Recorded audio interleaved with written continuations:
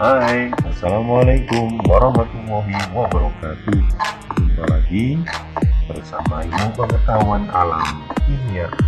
Kali ini kita melanjutkan dari zat adiktif. Salah satunya adalah rokok.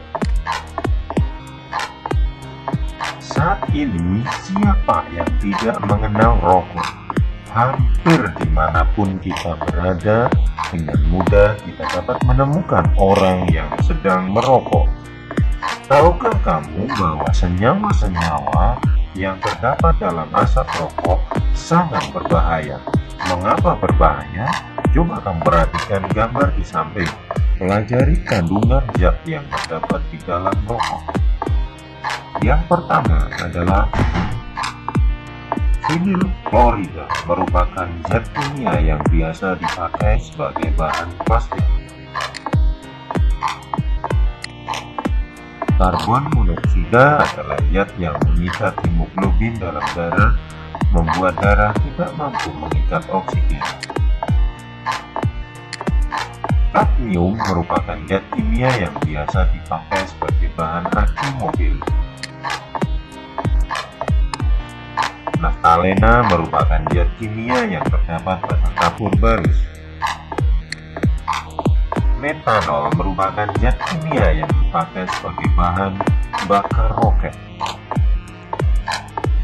Aseton merupakan zat kimia yang dipakai sebagai bahan pembersih cat.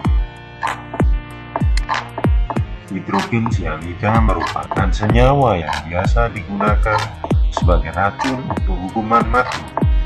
Selain itu, senyawa ini juga dapat dicobai pada racun tikus.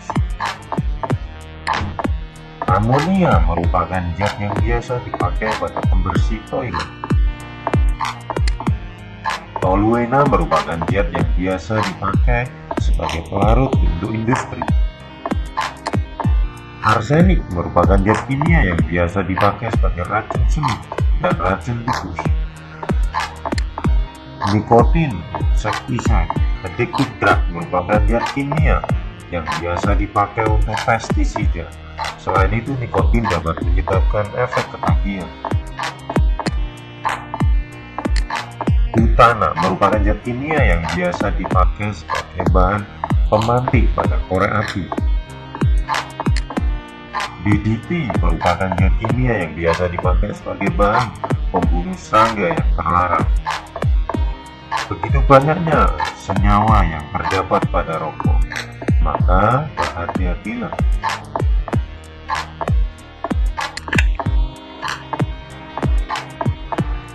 Penyakit akibat rokok. Peringatan merokok dapat menyebabkan kanker serangan jantung, impotensi, dan gangguan kehamilan dan janin. Setiap bungkus rupanya belum cukup mewakili penyakit-penyakit yang mengancam para perokok. Penelitian terakhir oleh United States Surgeon General Amerika Serikat menunjukkan ada 10 tipe kanker yang disebabkan oleh rokok. Mereka juga menemukan bahwa dirinya perokok meninggal 13,2 tahun per tahun lebih muda dibandingkan dengan yang bukan perokok. Sedangkan wanita perokok meninggal 14,5 tahun lebih muda. Berikut ini daftar penyakit yang mengancam para perokok.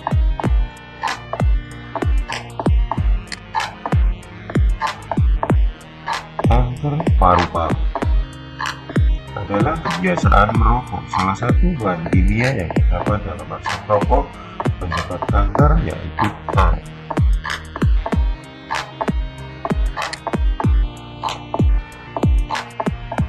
Penyakit jantung adalah nikotin dan karbon monoksida yang terdapat pada asap rokok. Nikotin dalam darah menyebabkan darah menjadi lebih mudah membeku. Karbon monoksida dapat menyebabkan suplai oksigen dalam darah berkurang. Hal ini menyebabkan jantung bekerja lebih keras untuk mensuplai oksigen yang dibutuhkan.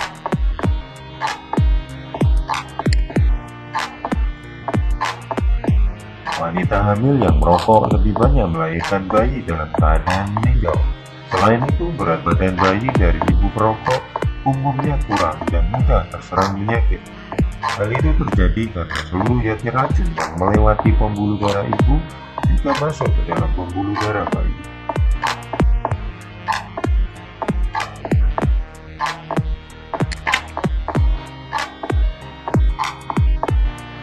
Ciri-ciri perokok. Ciri-ciri fisik, bagaimana kita mengetahui seseorang perokok atau bukan? Kita dapat mengetahui seseorang perokok atau bukan berdasarkan ciri-ciri sebagai berikut. Gigi kuning yang disebabkan oleh nikotin, bibir kehitam-hitaman, kuku kekuning-kuningan, kotor disebabkan oleh nikotin, mata pedih, badan, mulut, napas bau rokok, sering batuk-batuk.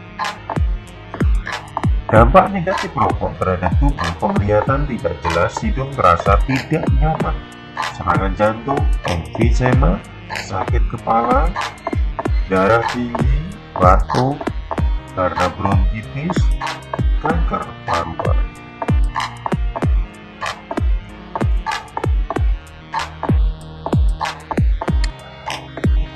Itu adalah penjelasan mengenai rokok. Selanjutnya adalah minuman keras.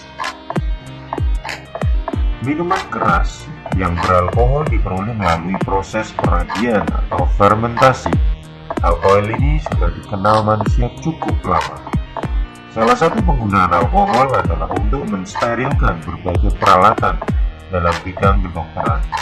Semua jenis minuman yang mengandung alkohol atau etanol disebut minuman keras. Berdasarkan kandungan alkoholnya, minuman keras dikelompokkan menjadi golongan 1 berkadar etanol 1-5%, golongan 2 berkadar etanol 5-20%, golongan 3 berkadar etanol 20-50%. Tanda-tanda gejala pemakaian alkohol yaitu gembira, pengendalian diri turun, dan muka kemerahan. Jika sudah kecanduan meminum alkohol, minum minuman keras, kemudian dihentikan, maka akan timbul gejala gemetar, muntah, kejang-kejang, sukar tidur, dan gangguan jiwa. Jika overdosis, akan timbul gejala perasaan gelisah, tingkah laku menjadi kacau, kendali turun, dan banyak bicara sendiri.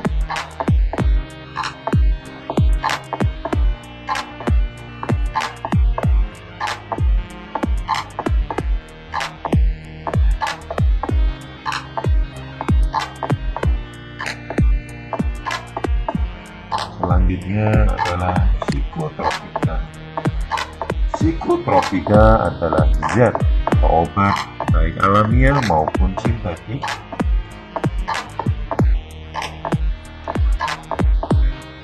bukan narkotika dan berkhasiat psikoaktif melalui pengaruh selektif pada susunan saraf pusat yang menyebabkan perubahan khas pada aktivitas mental dan perilaku. Akan tetapi, tidak semua psikotropika menimbulkan ketergantungan. Berikut ini termasuk ke dalam golongan psikotropika, yaitu LSD, lysergic acid, diethylmyelide, dan amfetamin. Penyalahgunaan kedua golongan psikotropika ini sudah meluas di dunia. Ini adalah contoh obat amfetamin.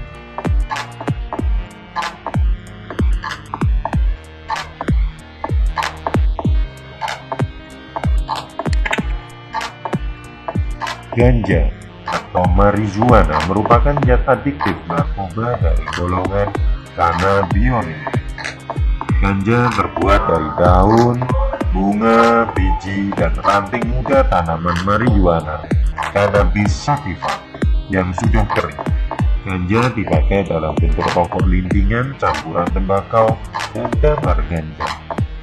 Tanda-tanda penyalahgunaan ganja yaitu gembira atau tertawa tanpa sebab, santai dan lemah, banyak bicara sendiri, pengendalian diri menurun, menguap atau mengantuk, tetapi susah tidur, dan mata memerah, serta tidak tahan terhadap cahaya.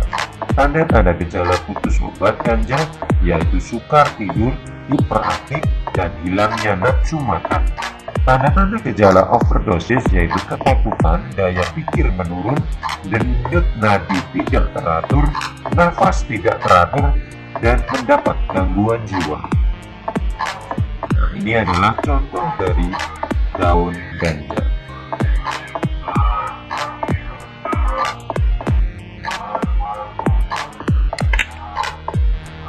Opium merupakan narkotika dari golongan opium. Ya, dikenal juga dengan sebutan candu, morfin, heroin, dan putal. Opium diambil dari getah buah mentah, papaver, somniferum. Opium mengandung lebih dari 20 macam senyawa.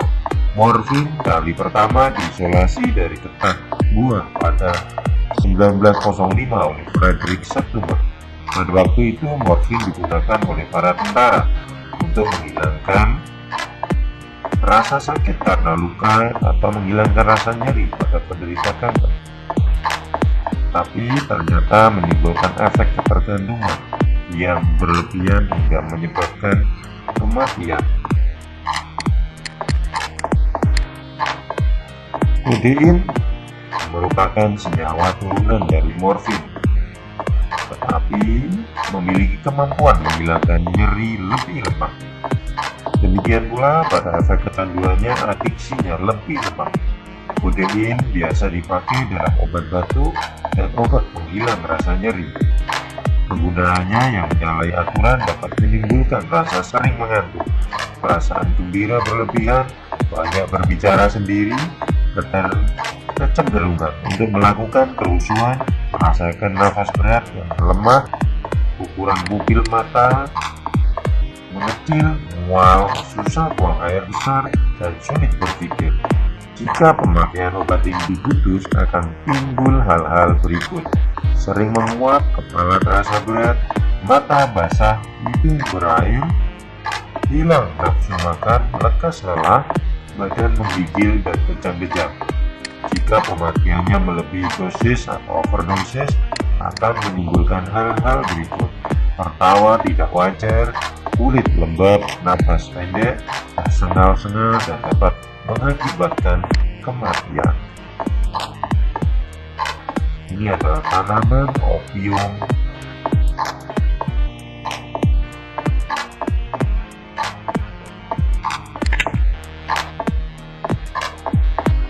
Kokain termasuk ke dalam salah satu jenis narkotika. Kokain diperoleh dari hasil ekstraksi tanaman koka atau Erythrocylum coca.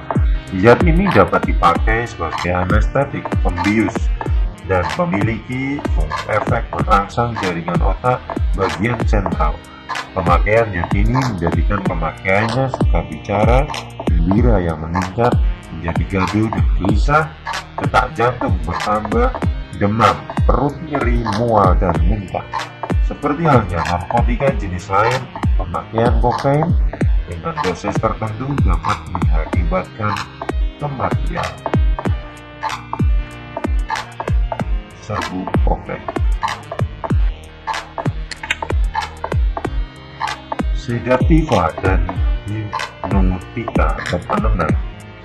Beberapa obat di dunia kedokteran seperti pil beta dan magadon digunakan sebagai zat penenang, sedativa atau hipnotika.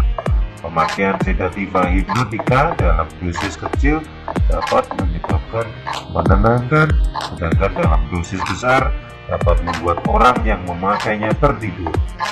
Gejala akibat pemakaiannya adalah mula-mula gelisah, mengamuk lalu mengantuk, malas, daya pikir menurun, bicara dan tindakan lambat. Jika sudah kecanduan, kemudian diputus pemakaiannya, maka akan menimbulkan gejala gelisah, sukar tidur, gemetar, muntah, berkeringat, denyut nadi cepat, tekanan darah naik, dan kejang-kejang. Pemakaian bahan kimia dalam kehidupan, jika pemakaiannya overdosis, maka akan timbul gejala gelisah, kendali diri turun, banyak bicara tetapi tidak jelas, sempoyongan, suka bertengkar, nafas lambat, kesadaran turun, pingsan, dan jika pemakaiannya melebihi dosis tertentu dapat menimbulkan kematian. Ini adalah contoh obat-obat penenang.